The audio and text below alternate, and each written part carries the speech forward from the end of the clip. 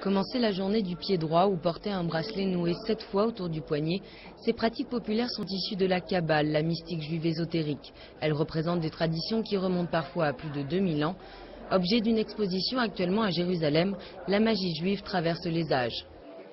L'enjeu principal, ce sont les besoins humains. Les gens ont des besoins.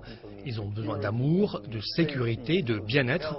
Ils ont besoin d'être en bonne santé. C'est ça le déclic, le moteur principal de la magie et de la tradition magique juive.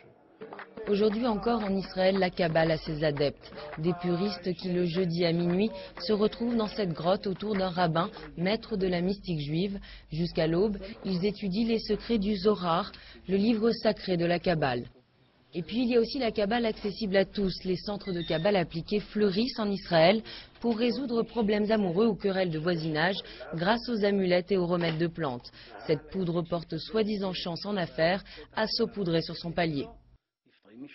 Quand quelqu'un vient me voir avec un problème particulier, j'ouvre d'abord le livre du Zohar avec son nom, sa date de naissance et le nom de sa mère. Ensuite, je vais à la source du problème et à la solution pour le résoudre. Ce commerce florissant est toléré dans la religion juive. Seule la magie noire est condamnée, celle qui permet de rendre justice soi-même. En 1995 et en 2006, des activistes ultranationalistes se sont vantés d'avoir utilisé des rituels de la Kabbale contre Yitzhak Rabin et Ariel Sharon, deux premiers ministres qu'ils considéraient comme des traîtres.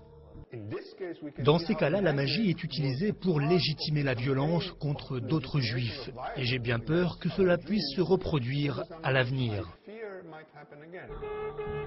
Peu à peu en Israël, le business de la superstition et des peurs risque donc de prendre le pas sur l'aura de mystère qui entoure les sciences occultes de la Kabbale, autrefois réservées aux seuls initiés.